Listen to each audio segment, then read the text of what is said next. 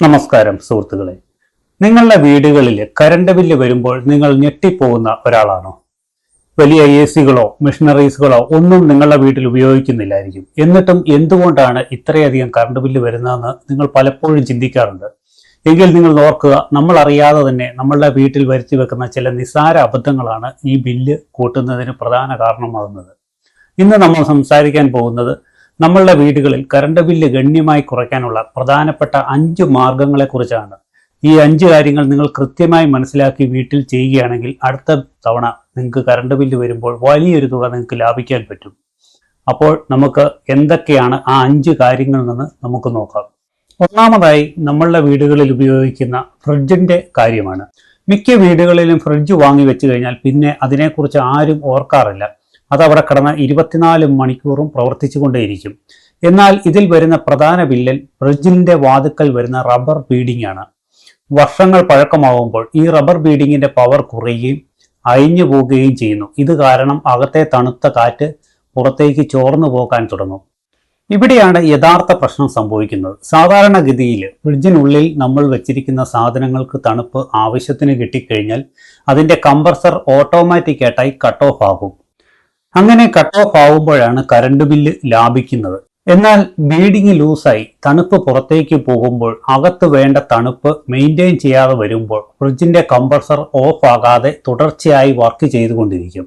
Compressor of ആകാതെ കറക്കം തുടങ്ങുമ്പോൾ അത് നിങ്ങളുടെ കറണ്ട് ബില്ല് ഇരട്ടിയായി കുതിച്ചുയർത്തും. ഇത് പരിശോധിച്ച് നോക്കാൻ ഒരു എളുപ്പ വഴിയുണ്ട്. ഒരു ചെറിയ കഷ്ണം പേപ്പർ എടുത്ത് ഫ്രിഡ്ജിന്റെ വാതിലിനിടയിൽ വെച്ച് വാതിൽ അടയ്ക്കുക. എന്നിട്ട് ആ പേപ്പർ പുറത്തേക്ക് വലിച്ചു നോക്കുക. പേപ്പർ വളരെ എളുപ്പത്തിൽ ഊരിപ്പോരുന്നുണ്ടെങ്കിൽ ഉറപ്പിച്ചോളൂ, നിങ്ങളുടെ ഫ്രിഡ്ജിന്റെ ബീഡിങ് മാറാറായിട്ടുണ്ട്. ഉടനെ തന്നെ ഒരു ടെക്നീഷ്യനെ വിളിച്ച് റബ്ബർ ബീഡിങ് മാറ്റുക എന്നുള്ളതാണ്. അതുപോലെ തന്നെ ഫ്രിഡ്ജ് ഭിത്തിയോട് ചേർത്ത് വെക്കരുത്. പുറകിലെ ചൂട് പുറത്തേക്ക് പോകാൻ കുറഞ്ഞത് അരയടി ഗ്യാപ്പെങ്കിലും ഇടണം. ഫ്രിഡ്ജിനെ ഇടയ്ക്കിടെ തുറന്നു പിടിക്കുന്ന ശീലവും ഒഴിവാക്കുക. രണ്ടാമത്തെ കാര്യം, ഇൻവേർട്ടർ ഉപയോഗിക്കുന്നവർ നിർബന്ധമായും അറിഞ്ഞിരിക്കേണ്ട ഒന്നാണ്. വീട്ടിൽ കറണ്ട് പോകുമ്പോൾ ഉപയോഗിക്കാൻ നമ്മൾ ഇൻവേർട്ടർ വയ്ക്കാറുണ്ട്. എന്നാൽ കാലപ്പഴക്കം ചെല്ലുമ്പോൾ ഇൻവേർട്ടറിന്റെ ബാറ്ററിയുടെ കാര്യക്ഷമതയും കപ്പാസിറ്റിയും കുറഞ്ഞു വരും. ബാറ്ററി പഴയതാവുമ്പോഴോ ഉള്ളിലെ ആസിഡും വെള്ളവും കൃത്യമായി പരിപാലിക്കാനാകാതെ വരുമ്പോഴോ അതിന് ചാർജ് ഹോൾഡ് ചെയ്യുവാനുള്ള ശേഷി നഷ്ടപ്പെടും. ഇങ്ങനെ സംഭവിക്കുമ്പോൾ ഇൻവേർട്ടർ സിസ്റ്റം കരുതുന്നത് ബാറ്ററിയും ഇനിയും ചാർജ് ആയിട്ടില്ല എന്നാണ്. ഫലത്തിൽ ഇൻവേർട്ടർ 24 മണിക്കൂറും മെയിൻ ലൈനിൽ നിന്ന് കറണ്ട് വലിച്ച് ബാറ്ററിയെ ചാർജ് ചെയ്തുകൊണ്ടിരിക്കും. പക്ഷേ ബാറ്ററി ഫുൾ ചാർജ് ആകുകയില്ല. നമ്മൾ വിചാരിക്കും കറണ്ട് ഉള്ളപ്പോൾ ഇൻവേർട്ടർ കറണ്ട് എടുക്കുന്നില്ല എന്ന്. എന്നാൽ ബാറ്ററി കേടാണെങ്കിൽ അത് വലിയ അളവിൽ കറണ്ട് ചാർജിങ്ങിനായി വലിച്ചെടുത്തുകൊണ്ടിരിക്കും. ഇൻവേർട്ടർ ബാറ്ററിക്ക് പഴക്കമുണ്ടെങ്കിൽ അല്ലെങ്കിൽ ചാർജ് നിൽക്കുന്നില്ലെങ്കിൽ ഉടനെ തന്നെ അത് പരിശോധിച്ച് ആവശ്യമുണ്ടെങ്കിൽ പുതിയ മാറ്റുക. ഇതുവഴി മാസം വലിയൊരു തുക നിങ്ങൾക്ക് ലാഭിക്കാൻ സാധിക്കും.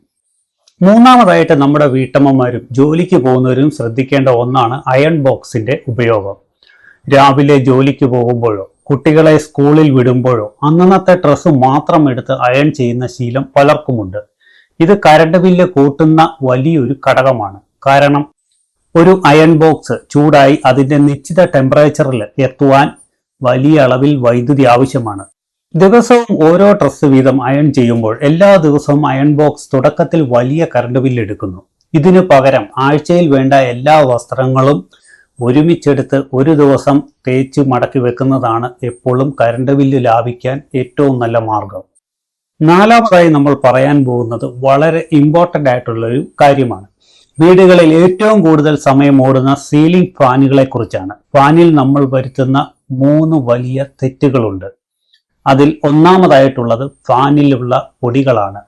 ഫാനിന്റെ ലീഫുകളിൽ അല്ലെങ്കിൽ ചിറകുകളിൽ കനത്ത പൊടി അടിഞ്ഞുകൂടുമ്പോൾ ഫാനിന്റെ ഭാരം കൂടുന്നു. കൂടാതെ കാറ്റിനെ മുറിച്ച് മുന്നോട്ട് പോകാനുള്ള ഡിസൈനെ ഈ പൊടി തടസ്സപ്പെടുത്തും. ഇതോടെ ഫാനിന് മോട്ടറിന് കടുത്ത ലോഡ് വരികയും കൂടുതൽ വൈദ്യുതി വലിച്ചെടുക്കാൻ തുടങ്ങുകയും ചെയ്യും.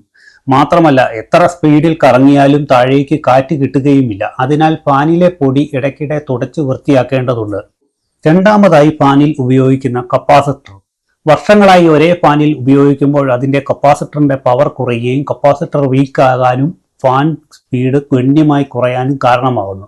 സ്പീഡ് കുറയുമ്പോൾ നമ്മൾ റെഗുലേറ്റർ കൂട്ടിയിടും, എന്നാൽ മോട്ടോർ ചൂടാകുകയും കറണ്ട് കൂടുതൽ എടുക്കുകയും ചെയ്യും.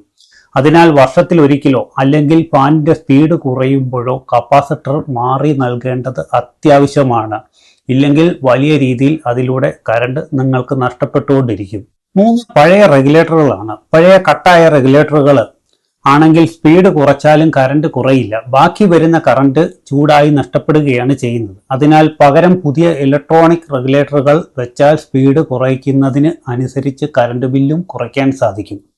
ഇനി 5-മത്തെയും അവസാനത്തെയുമായിട്ടുള്ള ഏറ്റവും ഇമ്പോർട്ടൻ്റ് ആയിട്ടുള്ള ഒരു കാര്യമാണ് മിക്സിയുടെയും ജാറുകളുടെയും ഉപയോഗം. അടുക്കളകളിൽ മിക്സി ഉപയോഗിക്കുമ്പോൾ പലരും ചെയ്യുന്ന ഒരു പ്രധാന അബദ്ധം ജാറിൽ കൊള്ളാവുന്നതിലും അധികം സാധനങ്ങൾ നിറച്ച് അരയ്ക്കുക എന്നുള്ളതാണ്.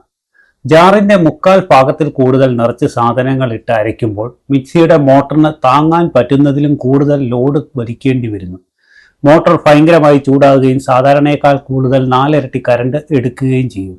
അതുപോലെ ഓരോ ആവശ്യത്തിനും അനുയോജ്യകരമായ ജാറുകൾ തിരഞ്ഞെടുക്കുക എന്നുള്ളതാണ്. ചെറിയ അളവിലുള്ള മസാലകളും കട്ടിയുള്ള സാധനങ്ങളും വലിയ ജാറിലിട്ട് അരച്ചാൽ മിക്സി കൂടുതൽ സമയം കറങ്ങേണ്ടി വരും. ചെറിയ കാര്യങ്ങൾക്ക് ചട്നി ജാറും മാവ് പോലുള്ളവയ്ക്ക് വലിയ ജാറും ഉപയോഗിക്കുക.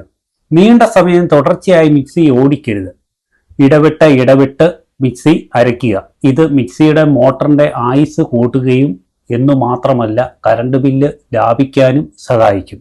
അതുപോലെ തന്നെയാണ് വൈകുന്നേരം 6 മണിക്ക് ശേഷവും രാത്രി 10 മണി വരെയും നിങ്ങൾ മിക്സികൾ ഓണാക്കാതിരിക്കാൻ ശ്രമിക്കുക. ഈ സമയങ്ങളിൽ വീടുകളിൽ വോൾട്ടേജ് കുറവായിരിക്കും. എല്ലാ വീടുകളിലും വൈദ്യുതി ഉപയോഗിക്കുന്നത് കാരണം ആ സമയങ്ങളിലാണ് കൂടുതൽ വൈദ്യുതി ചെലവാകുന്നത്. ഈ സമയങ്ങളിൽ ഇതുപോലെ പവർ കൂടിയ മിക്സികൾ, മോട്ടറുകൾ ഇവയൊക്കെ നിങ്ങൾ ഉപയോഗിക്കാതിരിക്കാൻ ശ്രമിക്കുക. ആ സമയങ്ങളിൽ ഉപയോഗിക്കാതിരിക്കുമ്പോൾ നിങ്ങൾക്ക് വലിയ രീതിയിൽ വൈദ്യുതി ലാഭിക്കാൻ സാധിക്കും. കണ്ടില്ലേ സുഹൃത്തുക്കളെ, നമ്മൾ പോലും അറിയാതെ നമ്മളുടെ വീടുകളിൽ സംഭവിക്കുന്ന ഈ 5 കാര്യങ്ങളാണ് നമ്മളുടെ കറണ്ട് ബില്ല് കൂട്ടുന്നത്. ഈ കാര്യങ്ങൾ ഇന്ന് തന്നെ നിങ്ങളുടെ വീട്ടിൽ ഒന്ന് പരിശോധിച്ച് മാറ്റങ്ങൾ വരുത്തി നോക്കൂ. അടുത്ത 2 മാസം കഴിഞ്ഞ് വരുന്ന ബില്ലിൽ ഉണ്ടാകുന്ന വ്യത്യാസം നിങ്ങൾക്ക് തന്നെ നേരിട്ട് മനസ്സിലാക്കാൻ സാധിക്കും.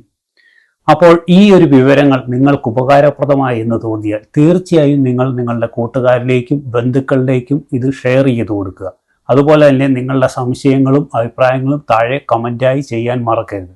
അതുപോലെ തന്നെ നിങ്ങൾ ആദ്യമായിട്ടാണ് ഈ ചാനൽ കാണുന്നതെന്നുണ്ടെങ്കിൽ സബ്സ്ക്രൈബ് ചെയ്യാനും തൊട്ടടുത്ത് കാണുന്ന ബെല്ലൈക്കൺ എനേബിൾ ചെയ്യാനും മറക്കരുത്. അപ്പോൾ ഞാനിടുന്ന വീഡിയോകൾ നിങ്ങൾക്ക് നോട്ടിഫിക്കേഷനായി കിട്ടും.